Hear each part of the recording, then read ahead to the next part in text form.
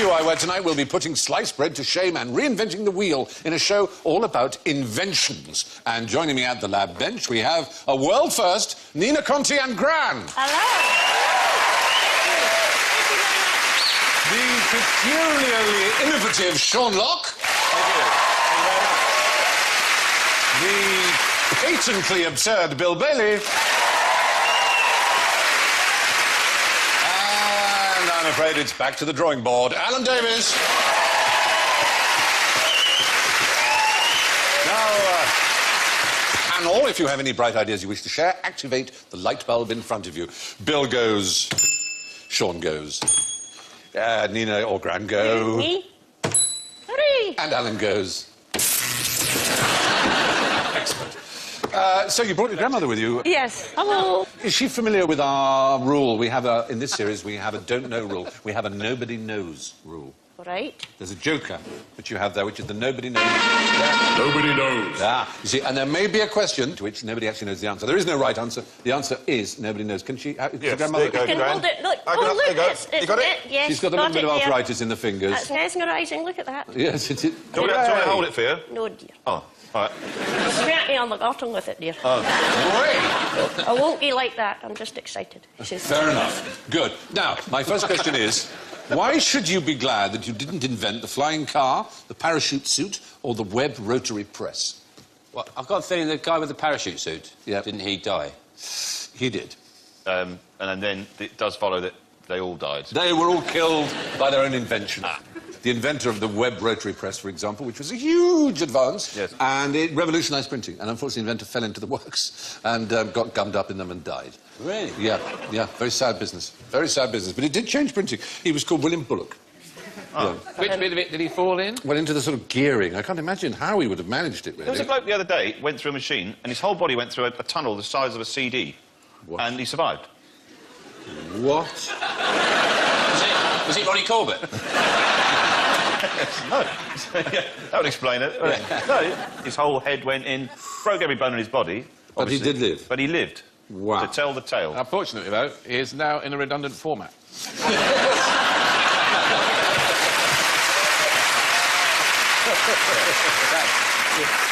Well, anyway, that was the fate of William Bullock. And when it comes to the parachute suit, it was a man called Franz Reichel, who was an Austrian, who was convinced that he could jump off the Eiffel Tower, this was in 1912, wearing a parachute suit. People warned him that it was not a good idea. He was utterly confident, ripped a page out of a book to test which way the wind was going. His last words were, "À bientôt." Unfortunately, that was the instruction manual. He jumped off and hit the ground a little bit too hard and was dead. So that was not a good result. That's not actually an invention, then, is it? Well... That's just a really stupid thing to do. Yes. Where's the actual sort of grey area where inventions just Well, it become was a parachute. suicide? It was a parachute suit that might have worked from higher up. Right. I mean, the principle behind it was sound, as we know from parachutes. They do work. But he just, unfortunately... He invented jumping off things. He invented jumping off things badly. Badly. Yeah. The flying car, you ought to know about. Now, this was a Californian engineer called Henry Smolinski. Look at that. Oh, it's lovely. It is lovely. I can't fly or drive, though, because I can't see because my eyes are goggles. Yes, it's that. But I can point where I want to go, look. There. Higher. There's buildings down there, yeah. Hello. Hello. Pull the finger, dear. OK. Oh, nothing happened. Oh, you've got a very, very warm finger there, Gran. Oh, no, don't say that, dear.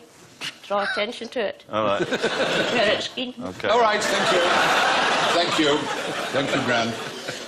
Yes, I mean, on the face of it, it's a rather marvellous idea. Smolinski's idea was that you drove to an airport, you collected the wings, you'd fly 500 miles on to the next city, where you'd take the wings off, and then you'd drive off again. And it worked really well. And then in 1973, he was on a flight, and one of the struts broke, and he and his co-pilot plunged to their death. Yes. And the idea was never thought of again, but I think it should be brought back. I thought he would have died when he was up in the air, and then he got up to go around with the drinks trolley. I mean, I think it's right. It's simple. It worked with Chitty Chitty Bang Bang.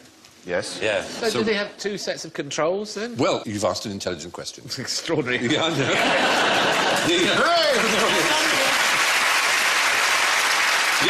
Joysticks and it all turn over like in Thunderbirds or something. The car, Big switch, plane, car. Yes. The car steering was modified to control the ailerons so you could fly from the driver's seat, so it was all pretty much all in one. So you could actually steer it with the steering wheel? Basically, yeah. I'd love one of those, wouldn't you? I'd love one too. Yeah. Difficult to park, dear. Yeah, difficult to park. I think it's a brilliant idea. Yeah. I don't like flying. Don't you? No. But I bought a flying lesson for my 40th birthday. My entire family clubbed together and bought me a flying lesson. It was £99. Your entire family spent £99 On my 40th. So Wow. I was in quite a bad mood when I turned up at the aeroplane. Especially if there's 99 of them. I just have to stay in the overhead compartment, don't I, dear? Yeah, I put her in the overhead compartment. Oh, that's a bit Yes. mean. No nuts. No. Right. People have to open the compartment slowly just in case you fall out I and fall injure out someone. and hurt someone, yes. It's tragic. It is tragic. But I'll darling. keep going. Yes. Happy days. Aren't you allowed to use the loo? No, I don't have any godly functions, dear. I just sit there for comfort, but nothing happens. Oh. Too much information, Gran. There are all these other grands in the overhead compartments all crawling about during the flight. I don't know why you even go on the plane. Why don't you just post yourself? Too expensive, dear, and heavy. That's not true. I lost her once, actually, on a plane by an airline, you know, which, for legal reasons, I'm not supposed to name. Ryanair. She's bad. Did you have to pay an extra seat for her or an extra cabin area or anything? No, unfortunately, she's a cheapskate. I don't know. That's why I don't know. She's a bit big for hand luggage, so it's a dilemma. Yeah. It's always a risk. Yeah. Would you put your granny in the hold, dear? No, I wouldn't. No.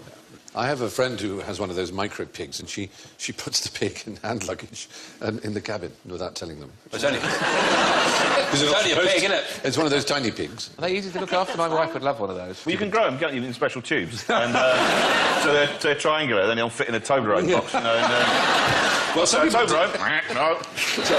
Some of them will grow and grow and grow, and you find you've basically got a huge You've actually just got an actual pig. Yes, what you bought was a piglet. God, imagine being conned by a pig salesman. It's called buying a pig in a poke. Yeah. It actually is a phrase for it. Pig An actual salesman pig. used to be dishonest. Can you say that, Nina? What, pig in a poke? Can I say that? Is that what that means? Go on, say pig in a poke. That is a challenge to a ventriloquist. Come on. No, if I say pig in a poke, it's fine. You say it, Gran. No. Go on, Gran. Pig in a coke. Yay! That was impressive. How do they do that? How do they do I that? know it meant that. Pig Yes. in a poke. What's a poke then? A poke's like a sack. A pocket is a small Oh, poke. I see. So you haven't seen the pig? Exactly. That's So it could be a dog. Sight unseen, exactly. Yeah. That's it. So, yes, the point is all those inventions tragically killed their inventors. Which well-known invention is the wickedness which lurks in the belly and deserves to dwell in the cesspool? The wickedness which lurks in the belly... do we know the last Sunny delight. Do we? Oh, I know. Yes, Gran? Oh, we know, because this is... yes, because I'm a belly speaker. You are a belly speaker, ventriloquism. That's it, so you're a tummy speaker. And it was considered to be a possession by demons, if someone could have this voice come from their tummy that didn't seem to come out of the mouth, or through their voice, as you used to say. Ah. And there was a patriarch of Constantinople by the name of Photius, who once excommunicated the Pope, and he was the one... There you are. Have a go. Have a go. Oh, well, we all got these. Pig in a poke. Yes. I'm very impressed. Oh, No, everyone. they've all The got weird one thing is, look. that puppet is a ventriloquist, and its lips didn't move when you said that. Yes. So it is operating you, which is fantastic. It really is a lot. It really is a lot harder than it looks. Yes. You've had a stroke, dear. Hello. It's like E.T. Hey. Oh, no, don't, Gran. No, let's I not am say- Bogdan. I like you very much. You are an attractive lady. You're too small for me, dear. Oh. If I sat on you and never see you light of day again. Come with me. I have Oyster card. Are you moving your lips? How about You do look like that. Straight. You're really Sean, let's see. Look, Sean, let's see if you can do any better. Are you hoping we're going to... I'm not moving my lips. No. He's whispering. Oh, sorry. Are you It's a hoping... left-handed puppet, isn't it? Sorry. I'll speak. He's poking his... That's the only thing I'm sensitive to.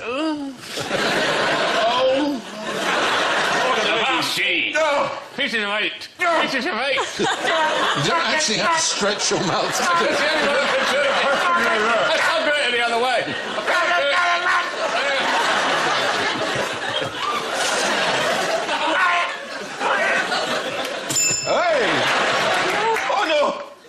I've blown it. You have? Shit.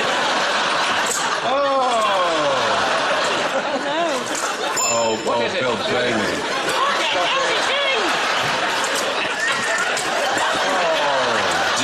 Dear. What a wretched disappointment to us all you are. I hope So I can't get the talking to you. Oh, you're an idiot. Right? That works.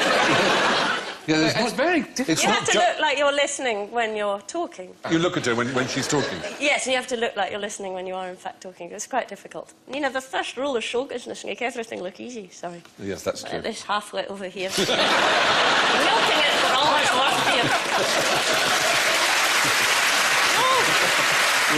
I think, is it not? It doesn't matter if your lips move, because surely this gives the game away. In those circumstances, Stick yes. here suggests that it's not actually a real thing that's chatting. It doesn't really matter whether my lips move, does it? I thought this was a highbrow show. Yes, quite. And in order to make it highbrow, I'm sure you can help us a little bit, Nina, on the history of ventriloquism. Well, I know that it has a very dark history, and that ventriloquists used to earn their living as if their words were divine utterances. Yes, that's the point. Yes. Not you, dear. So sorry. Sorry, I was listening, but then my hand came out and it felt quite shocked myself. That's really disturbing. It's quite disturbing. Really disturbing. That's horrible. That is That's like Alien. It's like Lady Gaga's sleeves. Well, yes, you're absolutely right. It was regarded as a divine utterance or demonic possession, in fact, wasn't it? And I know one woman died from her ventriloquism. Who was that? But I don't know her name. I bet you do. With her utterances, she was objecting to the marriage of Henry VIII. To Anne Boleyn. To Anne Boleyn. Her name was Elizabeth Barton, and she was known as the Holy Maid of Kent. And she was a very good ventriloquist, and so these voices would come without her mouth moving, as it were, from her stomach. Nice in which she would say things. And she became very, very popular until she started to say... The bloke looking at her tits. Yeah, well... he would do that. You've got yours out as well tonight, you know. Is that to distract from the lip movement? And she did very well. She was very popular until she said that if Henry VIII married Anne Boleyn, he would be deposed, and Henry VIII didn't like that, also had her head chopped off. And ironically, her head was put on top of a pole outside. And carried on talking. Well, you wonder that. It is quite a strange fate for ventriloquists to have their head stuck on a pole. But that she was indeed. She suffered for her art. But in the 19th century, it became known to be a piece of entertainment rather than demonic spirits. But the first ventriloquists on stage didn't have dummies. Did you know that? What did they have? Well, they used to do things like voices inside just throwing your suitcases. voice. And there would be ones who would do chimney sweeps, where there'd be a chimney and they would do the sound of the chimney sweep boy going up the chimney and getting more and more smothered and quieter and more distant as he went. And huge rounds of applause. But it was a man called Fred Russell who came up with it. His character, Costa Joe, was one of the first Was he dummies. blind? He made that one afternoon. It's not the most beautiful object you've ever seen, is it? But that's when the dummies became popular. And there were many, many famous acts, and some of them rather bizarrely, on radio. Educating Archie. Educating Archie was one of the most successful radio comedy shows in BBC radio history. And Peter Brough, there's Peter Brough, there's Archie, where it was a radio show. And he had the puppet the whole time? He never even bothered. What's the point for the puppet? It's the show that Tony Hancock first appeared on, in fact. That he made the terrible mistake, Peter Brough, when television arrived, of appearing on television. And he just spoke like this while his puppet was talking. I mean, he didn't even begin to venture towards ventriloquism. Nina is a ventriloquist, apparently. Nina is, are you? And yet to see evidence of that. But my mentor, Ken Campbell, who taught me ventriloquism, he excited me by saying that people don't say the first thing that comes into their head, they say the second thing. Right. And we're all balmier than we let it be known. Yes. Once your insanity starts to leak, that's when they put you away. But the ventriloquated doll can allow us access to the madness It's of a the kind of ventriloquator. sort of Tourette's, as It's it were, Tourette's. almost. Licensed Tourette's, dear. Yeah. Licensed Tourette's. That's a very good thing. Ken Campbell was one of the true great men of the 20th century as an entertainer, a director, a showmaker, actor, comic, and ventriloquist. And he was... what happened to his dolls?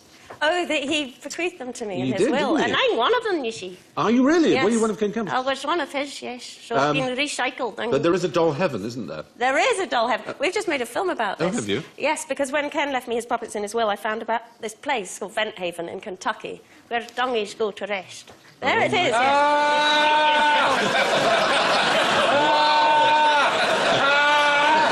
You'd never stop screaming, would you?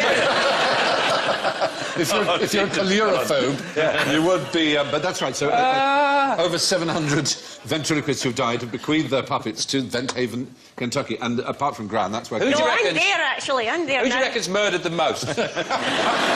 You think you're Chucky in Child's Play, aren't you? I mean, your classic puppet was, of course, a really big, round, blue-eyed sort of thing with dark eyebrows and a very, very particular sort of look, wasn't it? So do you recognise what that still is from? Magic. Magic, the film Magic. And this story is the classic of the ventriloquist who gets taken over, gets possessed. Do you think there's any truth in that? I mean, do ventriloquists get a bit slightly too close? Does Keith Harris get a bit too close? I can't speak for him. No, because you're not that good a ventriloquist. I know that I have fallen for my puppets. What do you mean, dear? Well, I have on stage sometimes looked at Granny and thought, why aren't you saying anything? This is your line. Oh, really? That's hilarious. No, the madness is starting to kick in. Yeah, it must be a wildly schizophrenic profession. Though on what dark night of the soul Keith Harris invented a duck like that? Or a haircut like Never that. mind, yes, I was going to say that. That's for the shirt, holy smoke. Well, still... I like the fact that Orville's in a nappy, that's my favourite. That was the odd... It was odd, wasn't it? A duck in a nappy. Which was the opposite of Donald Duck. Because he always had his privates out, didn't he? Yes. Good point. Yeah, there you go. Well... Very good point. Very good point. Thank you. I think I've made that point excellently. And, I'm delighted with that point. Good. I've made. I'll give you a point for that point. I get a point for You that. get a point Thank for that point. The art of ventriloquism has come on in leaps and bounds since back in the good old days. You're doing it now, you're doing I'm it doing now. it. Speaking of which of you here has, or has ever had, or used to have, an imaginary friend? Did you ever, Gran? Did you have an imaginary friend? I think... I think Bill Daly, that's a hard one. I think you're my imaginary friend.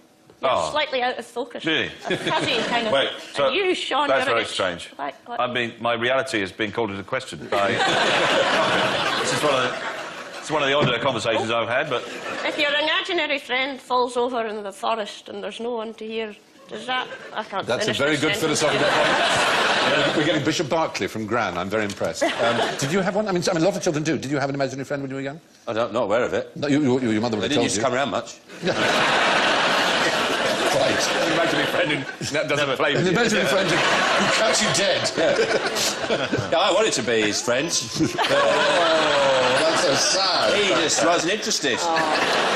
But we're all familiar with, obviously, the concept of it, and the fact that a lot of children do seem to have imaginary friends, which can worry their parents. It's really peculiar. It is peculiar. That you have to lay places at table for them, they have to be given, seats on sofas to watch television, and so on, and they have tea parties for them. But it seems, according to psychiatrists, that having an imaginary friend is a very good thing for a child, and that the children who have had them tend to have more social and verbal skills than those who don't. Although, it must be said, a certain proportion of them are malevolent.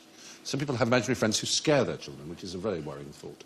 A nasty imaginary friend. I hear voices. Do you? But I ignore them and I just carry on killing.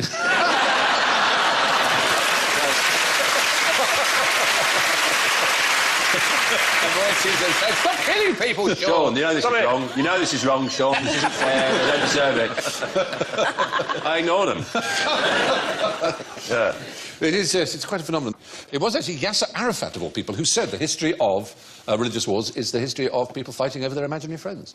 It's weird. The leader of the PLO, the man who founded the Palestinian movement, which is now, of course, so bound up with religious extremism, was himself rather sceptical about it all. The world has hardly come on, has it? Let's be honest. Interesting thing I know about him. Yeah. He married a French woman. You wouldn't think that, would you? It's not beyond the bounds of reason. Well, you think he's very interested in helping his local area. Yes. Yeah. He'd choose one of his local women. Yes, but the very nature of being a Palestinian meant he had no homeland in which to live, so it's quite likely he would choose someone from a homeland where he had to reside in exile. And many did in France, in fact. Or maybe she was just an imaginary wife. Maybe she was an imaginary friend, or maybe she was just damn hot. She was cocky. Foxy, exactly. Yeah. Was he a... I imagine one of the Was he attractions a is... pussy hound? I don't know. I- What's in there? Something's gone wrong. I'm intrigued to know that... I'm intrigued to think that you thought that was what I was about to say. You looked into my eyes and thought, he's going to say pussy hound. I'll beat him to it. I'll beat him to the punch. Now, Is a pussy hound like a liger? It's a kind of a cat and a dog together. It was like a dog that we used to actually... that gentlemen would send out to find ladies. It's a like one man and his combination. dog. So it's kind of both independent yet loyal. Yes. Yeah. I like the idea of that. Very good. Disgusting. Now, Candice Bergen, actress. Oh, yes. Fond of her? she Superb was actress. She's very, And still very is. beautiful. Very, very beautiful. Didn't have so much an imaginary friend as an imaginary brother. Can you imagine why that might be? It was Charlie McCarthy, wasn't Charlie, exactly, It was because the- the most famous American ventriloquist was it? Edgar Bergen. Edgar Bergen. He was His a huge lips star. moved too. Huge star. And his puppy was called Charlie McCarthy. And in the house, he had his own bedroom, his own wardrobe, monogrammed clothes. And Edgar Bergen's real daughter, Candice, was brought up basically as Charlie McCarthy's brother in a rather freakish and extraordinary way. mean It's sister? amazing she's turned out as sane as she is. Now, you all have an invention under your benches, and we'd like to know what they are. What are we looking at? Well, it's some kind of measuring device. We've given it to you for a reason. Oh, Is that all I really? can say? Yeah, you, a particular quality you have, you might be more likely to guess it than others. Oh, I see. Is it a beard measuring device? No, well, I wouldn't call your beard a quality. I mean, it's a lovely beard, but it's not a quality. Whoa. It's a feature. Hey, you've crossed the line, Fry. It's a feature. Don't It's a diss the lovely, beard. charming facial feature. Right. It has a musical connection. It has a musical connection. Oh, If you are a certain kind of instrumentalist, you might be born, as it were, with limitations that annoy you. wait a minute. Is this something which stretches the reach of a pianist so he can reach... exactly up? what Wow. it is. Yeah, well done. Well done. You put it down, that's right, and each time you stretch it. Because most people might be able to manage an octave, you know, Right. one C to C kind of thing, and some, as you know, can do go to C to E. I can do C to E. Can you? That's Yes. a wide reach. It is a wide reach. I see. So that's it. So the hand would go in there, Yeah. and then you just undo this thing here, And that's right, and stretch and, and stretch then until this would eventually. then stretch and Yeah. stretch and stretch like that. Yeah. Supposedly it would give you... Ow, exactly. Ah. So, what have you got there, Sean? It's a bottle, Stephen, And what do you think it was for? for putting stuff in. OK, so, Max, moving on to you. What have you got there? Is this one mine? It's a suppository for Charlie McCarthy. Well, do you know the bizarre thing is you're not far off. Oh, really? Oh, Yes, no. if you can It's unscrew the taper bottom. tip. If you unscrew the You bottom have to part- help me, Graham. yes. With my teeth, yeah. Graham, help me. I can't get You it. get- Maybe Bill will help. You get one of those with a I can't do it, dear. Yes? preparation H. You get one of those... Wait a Alan's minute. on Has it? this been up someone's ass? Yes. Yeah. Alan has exactly got it. You screw, when you get preparation H, Yeah. you screw a plastic one of those on Yeah. the top, you insert it in your rectum, Yep. and the Out of the holes shark oil comes out the holes. comes the hemorrhoid treatment, exactly right. For the treatment of hemorrhoids. Right. So what happens? This unscrews. Yep. Then you pop in the ointment. The ointment goes in there. Yeah, then you screw it up. Then- Then, right. then you put the thing up your body. Up the and then old, you, then you screw that, and as you taxi. screw it up, the ointment Squirts squirts up, reaching all the out. places it needs to reach. Squirts out. Happy That's days, quite clever. dear. Happy Because days. at least half the people on the planet will be afflicted with hemorrhoids at some point in their lives. So it is- So we do something you could self-medicate, or... yes, you could do it. You don't need to. Oh, you can yeah. ask I'll a friend do to do it if you it. want to. An imaginary Yeah. friend, I think, would be best, to be perfectly honest. What are yours, Alan? What have you got? I've got on a pair of glasses that enable me to see into my lap. Now, I wonder Yeah. if they're... Because I can read this book, Yeah. right, but I'm looking up at you. Yeah. So whilst I'm looking down, I can read and write, but see straight ahead. So are they for an artist or a painter? No, actually, they're more sort of lazy than that. They're called lying down spectacles. You'd lie in bed and you'd put the book on your chest and you'd be able to read like that, lying down. It's rather elegant and pleasing. Actually, isn't no, it? that's exactly what you need when you're sunbathing, and you always have to hold Yes, the book like wouldn't that be ideal? that. Actually, yeah, you can do it. Absolutely perfect. Yeah, it doesn't look weird at all. It's great. If you caught the sun on the mirror, you'd be instantly blinded. Blind. That would be the problem. It's a surprisingly clear image, isn't it? And here I have this little device with a cork on the end, and and this, it's in the shape almost of a policeman's whistle, which is a hint, because policemen would carry these around with them. That's for blowing bubbles. It does look like it, doesn't it? There'll be a liquid in there, you're absolutely right. Oh, right. With, Liquid be a sort of salts of ammonia, sal volatile. Do you know? Oh, smelling salts. Smelling salts, exactly. Ringing And round. this was called a policeman's lady reviver. So, I need that, dear. Can I you have need a sniff? lady reviver. So when a lady fainted in the street, the policeman would whip it out there and just... Please. Oh. And he'd whip it out and wave it under... He'd whip it out and wave it under the lady's nose. And that would wake her up. Yes, the sharp smell of ammonia, which was what is in the smelling salts. I see. And have you come to a more sensible decision as to about what your flask is for? It's just got it written on it, if you took the trouble to bloody read it.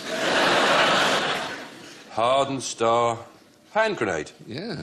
It's a hand grenade, Stephen. It's a kind of hand grenade, yes. It's actually a fire extinguisher hand grenade. It's a water grenade. You'd fill it with aqueous solution and you would throw it at a fire. And that was the idea. They would throw it. Yeah. Well, there you are. Those were our inventions. Lots of very imaginative ones there. And they're kindly lent to us by the Morris Collins collection and all in beautiful condition. Thank you for that, and thank you for not breaking them. How did Edwin Beard Budding's invention affect an army of men with wooden blocks strapped to their feet? Did he invent duckboards? No, but at least you're thinking. Because No, I mean, in a non-patronising way. Nobody knows. He's put up the card backwards. Cheapskates. You just put it on one side. You cheap bastard. Yeah, that's right. It's their fault. That doesn't count. I put it out the wrong way. We do exactly know why. You do know, all right. There was a profession which employed many, many people, and in order to fulfil their profession, to practice it, they wore blocks on their feet. But Edward's invention got rid of the need for these people all the time. No, it's rather weirder than that. There's a hint for you, darlings. Oh, great. Grass. Grass. Yes. Grass. How, if you wanted a lawn in olden days, how would you... Mow the roller. You would mow it with a roller? No, the roller. The roller flattens it. It doesn't cut the grass. Scything. It's scything. You'd have armies in grand country houses.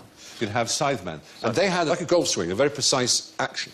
And so the grass was according to how high they were. So they'd wear blocks for the higher grass and the shorter blocks for the lower grass. And that's how they would scythe away. And this man, Edwin, he invented a little machine for sort of cutting the nap of cloth on soldiers' uniforms. And he thought, I wonder if that would work on grass. And he eventually came up with the lawnmower. And you may say, well, it's a pretty good invention, but actually it altered the world in the most amazing way. It allowed football, cricket, all kinds of games to be played, public parks. Everybody could suddenly have a lawn. So, yes. So he was rather a human benefactor in a way. Yes, he was. And where did he do this? In Stroud. In Stroud. Stroud in Gloucestershire. Is he celebrated there? Edwin Budding, I'm sure he is in Stroud. Edwin Budding, I hope anyone in Stroudian's watching. There's Probably up there with statue of Laurie Lee as one of the great Strouders. Of course. Yeah. It's a shame for the men. It's my idea of heaven, a lot of men that can't run away from you very quickly. With blocks on. It was a shame for the scythemen, I suppose. Oh. But, yeah, a happy story. I don't see a downside to that story, apart from the fact that there is a British Lawnmowers Museum, which is a bit depressing. But, the Southport British Lawnmower Museum, if you happen to be in Southport, in Merseyside, has over 300 exhibits, especially for its lawnmowers of the rich and famous, where you were able to look and possibly even touch Vanessa Feltz's lawnmower. Not just Vanessa Feltz, Alan Titchmarsh. Oh, he probably had a really nice one. Yes, I bet he did. Nicholas Parsons. What sort of lawnmower would Nicholas Parsons have, do you imagine? Heavily made up. Heavily made up! A bake-off one. Brian May. Brian May. Roger McGuff, Albert Pierpoint, public camera, and Prince Charles and Princess Diana. I can't believe they had personal lawnmowers. I don't mow my grass. Don't you know what to do with it? I threaten it. Ah! Does it work? Yeah. very well. Cowed it into submission. Cow it into submission. Don't you grow? Yeah. Anyway, the invention of the lawnmower put large numbers of scythemen out to grass, as you might say. The inventor of bacon and eggs also coined the phrase torches of freedom. Who was he? What were they? Sorry, the inventor of I know. bacon and eggs? It sounds a bit mad, but bacon and eggs as a dish that is a sort of breakfast staple was invented, as it were, by one man. He made it popular. Torches of freedom is a phrase that he came up with, the same man. His name was Edward Bernays. He happened to be a nephew of Sigmund Freud. Oh, well. So it is a psychological... He was employed by a food company, and American breakfasts in his day were very light. A roll, orange juice, a cup of coffee, that was it. He collected 5,000 doctors who basically made testament to the fact that a heavy breakfast was better for you than a light breakfast. And he basically persuaded America that they should eat heartily for breakfast, and bacon and eggs became the staple. And this man is really responsible for what we call public relations. 2 million deaths by heart disease later. As well, not only that, but he also got women to smoke. There was a real problem. there was a real problem. Did he encourage that man to jump off the Eiffel Tower? There was a real problem in the early part of the 20th century as far as the tobacco companies were concerned, is that women just didn't smoke. In fact, in New York City in the 20s, a woman was arrested for smoking outside. It was considered totally unfeminine. Photos from the olden days when they've clearly said, now, come on, girls. Well, that's the point. Everyone's having a drag at exactly the same moment. This is the point, Alan. This is a photo opportunity. He invented it. This is his PR moment. His job was to sell cigarettes to women and to sell them to America, the idea that women should smoke. So during an Easter parade, he got these women and photographed them all smoking. And it was a scandal. It was on the front page everywhere. But what he said was, this is feminism. This was during the suffrage movement in America, trying to get women the vote. And he said, this is an act of independence. These cigarettes are not cigarettes. They are torches of freedom. Torches of freedom. That's right. Oh. And so the idea that women smoking became a proof of their independence and a proof, as it were, of their feminism. She's set back to her face, the one. She has. Got the hang of it. Not very used to the smoking, as I say, wasn't. So he was a pretty cunning devil, this Edward Bernays. Right, well, that's enough imaginative invention. Let's now turn our attention to the very real but entirely impractical business of general ignorance. Oh. So fingers on buzzers, those that are still working. Who invented the internet? Now, Now. Yes. Tim Berners... Yes. Lucky you couldn't remember his name. Oh, no, not Tim Berners-Lee. I think I'm safe not. for this answer. Yeah. Parsley the Lion. It's wrong, there's no forfeit. But on this very programme, you were telling the story of how Tim Berners-Lee invented the internet. Of how he invented the World Wide Web, which is much later than the internet. That's The not internet the has already internet. been around for 20 years before that. It's just like one of the things that you can use on the internet. Yes, it was actually in the 1960s.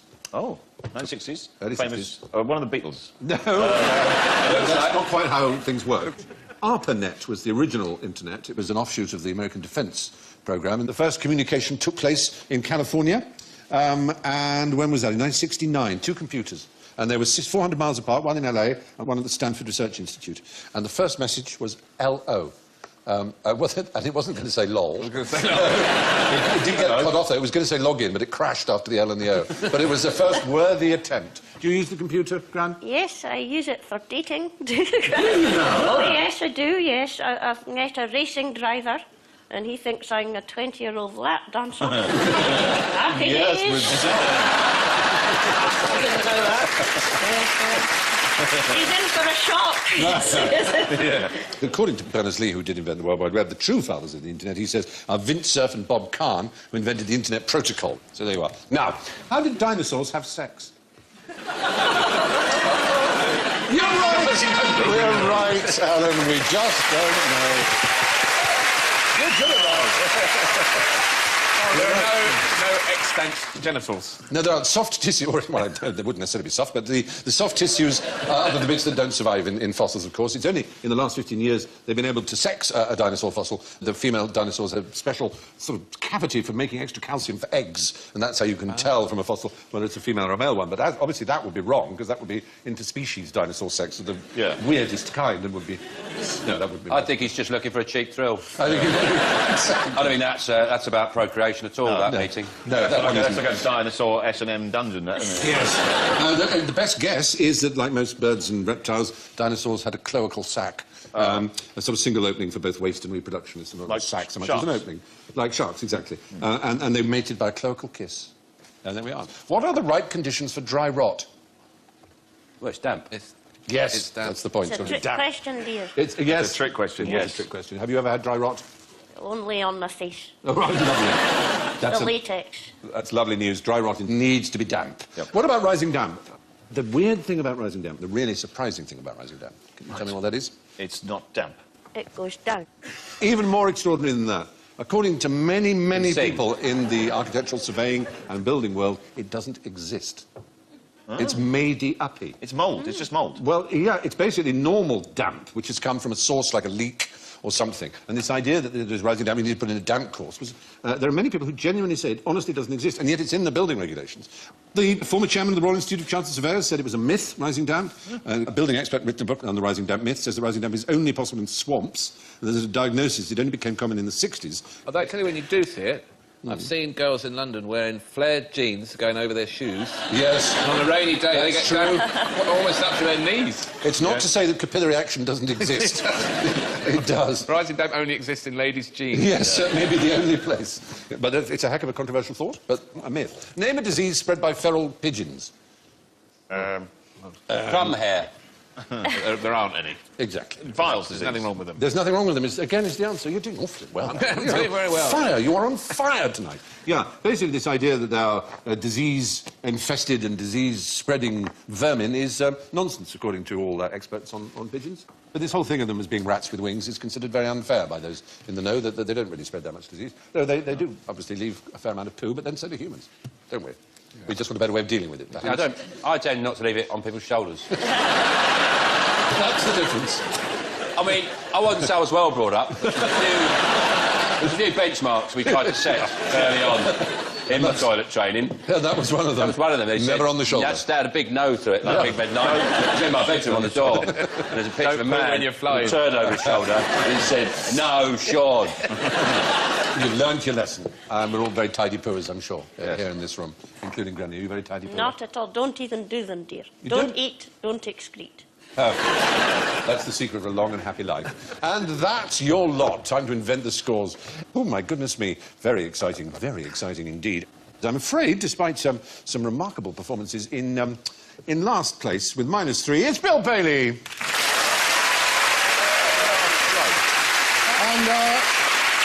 And in a very creditable 4th place with 1 point, Alan Davis. In the plus. 3rd place with 3, Sean Locke. In 2nd place with 4 is Graham. Graham. Which means that our winner with +5 is Nina Conti.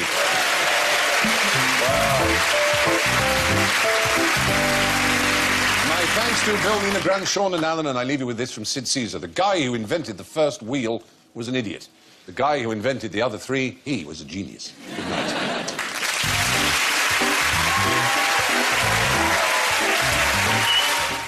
And Stephen's back tomorrow with Fry's Planet.